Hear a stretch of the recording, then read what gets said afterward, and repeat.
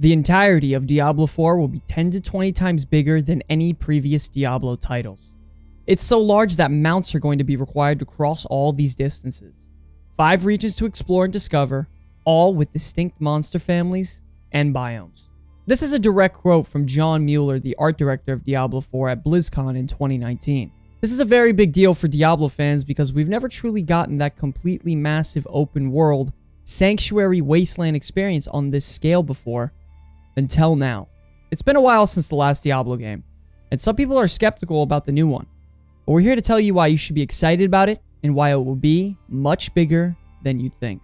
Don't forget, ladies and gentlemen, the Comeback Kids have done a total of 3 Diablo 4 game copy giveaways so far, so don't forget to stick around until the end of the video to see how you can earn a free copy for yourself.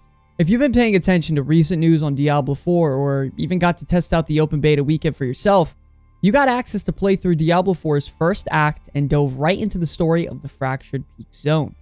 We personally leveled all 5 different character classes to level 25 and did a wide variety of dungeons and exploring, and we collectively sunk over 125 hours into the beta demo and still didn't even come close to discovering and exploring everything available. Fractured Peaks takes up a total of 1/5 of the zones in Diablo 4, with other zones including Skosglen, which is a land where the original Nephilim are born and it's full of druids and was heavily inspired by Scotland. The Dry Steppes, which is a desert wasteland home to barbarians, mercenaries, and cannibalistic blood mages who fight for survival in the harsh and unforgiving salt flats.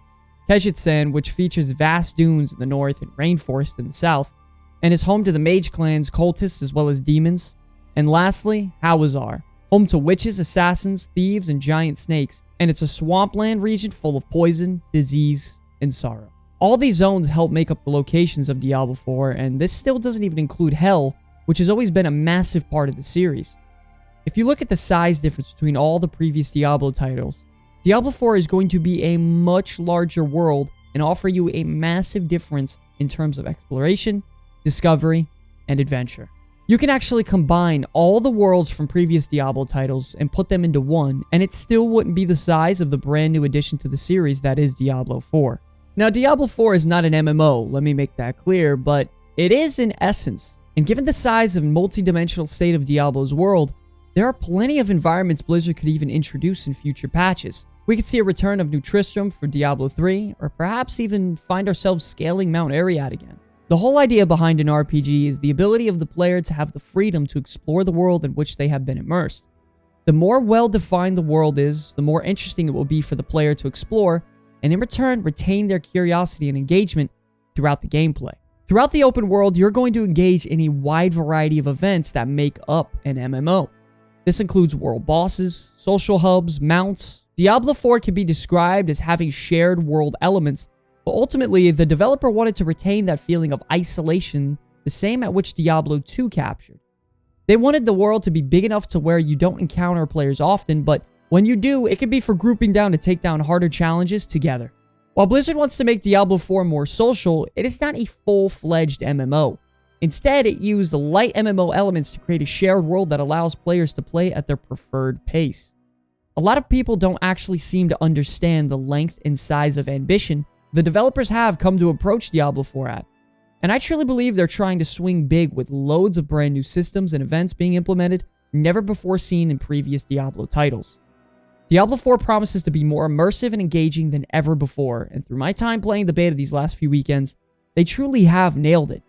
This isn't me being biased at all, no, because hundreds of thousands of players feel the same way. Following a storyline that's new and in-depth that involves your customized character with their own specific look and appearance through cutscenes and story missions, as well as interacting with new and appreciated story characters and engagements to be had with them all as well. Having access to 5 different character classes, each with an incredible amount of build diversity and legendary powers and effects to give every build their own playstyle and customization, leaving you with hundreds of options to choose from between all the classes.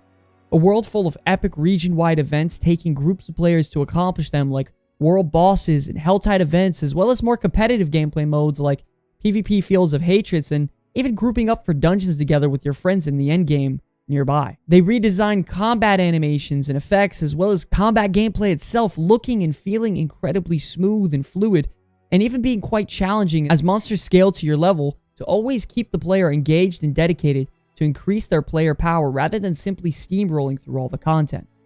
Systems designed to make every single character unique, including the Paragon board, which opens up at level 50 and gives you 4 points every level to invest in your own board of very intricate and customizable bonuses to your character with a wide variety of options to invest into. There have been a lot of people wondering if Diablo 4 would just be a clone to one of its predecessors in the past, and even more people deciding whether the game is going to be a cash grab like Diablo Immortal was. This left fans feeling lost and really betrayed, and either simply going back to Diablo 2 Resurrected, with the relaunch happening recently, replaying Diablo 3, or just simply quitting and not planning on playing another Blizzard title in general.